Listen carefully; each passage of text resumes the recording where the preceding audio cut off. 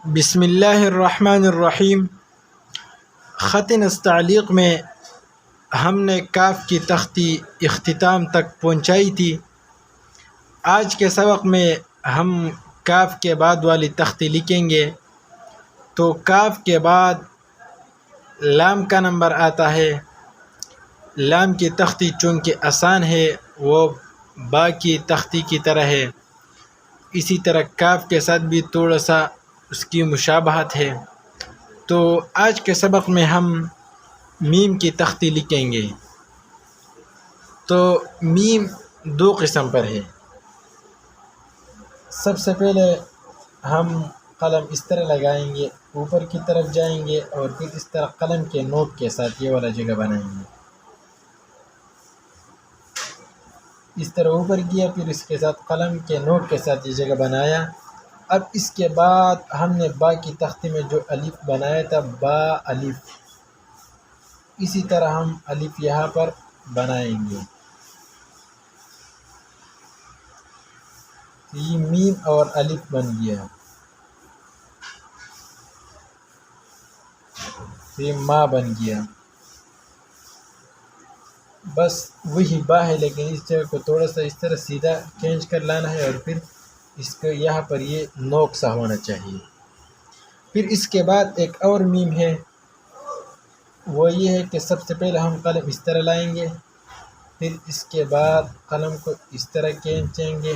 تو دیکھو یہ دو خط برابر ہو گیا اور یہ یہاں پر ایک خط ہے، یہ ایک خط ہے اور یہ ایک خط یہاں پر، ایک خط یہاں پر۔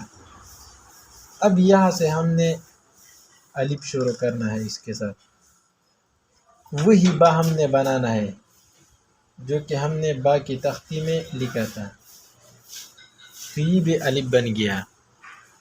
پھر اس کے بعد ہم با اس طرح لکھیں گے اس میم کے ساتھ، پھر نیچے کی طرف آئیں گے جس طرح کہ جیم کی تختی میں ہم نے یہ بنایا تھا، یہ نوک سا بنائیں گے۔ اب ہم 11 خط با بنائیں گے، قلم کو آگے کی طرف کھینچیں گے اور اس کو 11 خط برابر کریں گے۔ تو دیکھو یہ با ہم نے بنایا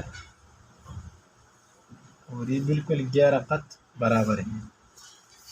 پھر اس کے بعد چھوٹی با لکھیں گے، تو اس طرح میم بنائیں گے، قلم کو اس طرح لائیں گے، پھر نیچے دیکھو یہ میم میں نے سمجھایا، ایک خط یہاں پر، ایک یہ، ایک یہ۔ پھر اس کے بعد ہم نے با اس کے ساتھ لکھنا ہوگا۔ پھر آگے کی طرف ہم قلم کھینچیں گے اور اوپر کی طرف جائیں گے، تو یہ چھوٹی با بن گئی۔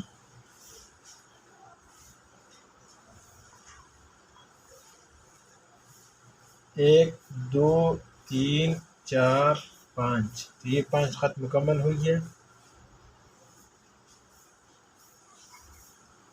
اوپر 2 نقطے ڈالیں گے تو یہ تا بن جائے گا، اگر نیچے کی طرف ایک ڈالیں گے تو یہ با بن جائے گا۔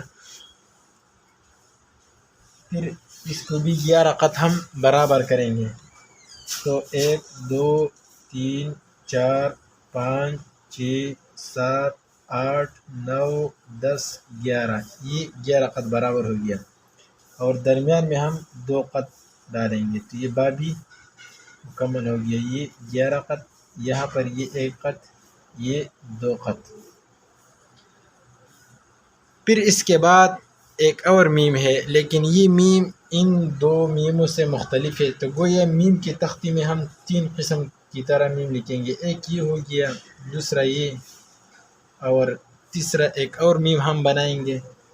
اس کے لکھنے کا طریقہ یہ ہے کہ سب سے پہلے ہم قلم اس طرح چلائیں گے، دیکھو یہ قلم ایک خط یہاں پر یہ بن گیا، یہ 1 خط ہے۔ پھر اس کے بعد اور یہ اس طرف سے بھی 1 خط ہے۔ پھر اوپر کی طرف سے ہم قلم اس طرح چلائیں گے، آگے کی طرف آئیں گے، یہ 1.5 خط ہے ہم بنائیں گے،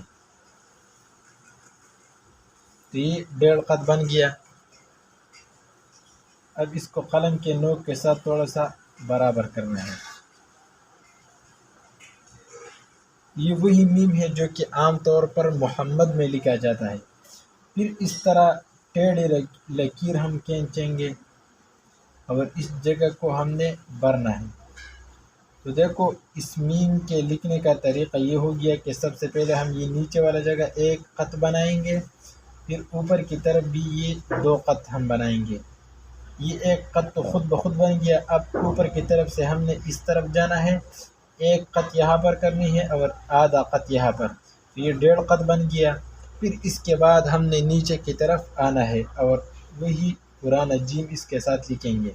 یہ وہی میم ہے جو عام طور پر محمد میں لکھا جاتا ہے۔ محمد نام جب ہم لکھتے ہیں تو اس کے ساتھ یہ میم ہم بناتے ہیں۔ تو دیکھو یہ ہا بھی بن گیا۔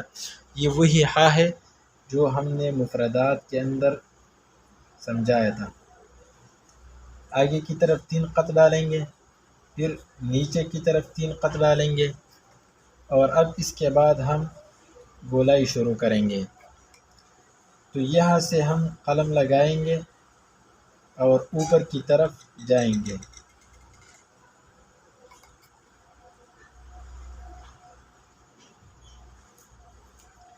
تو یہ میم اور جیم مکمل ہو گیا۔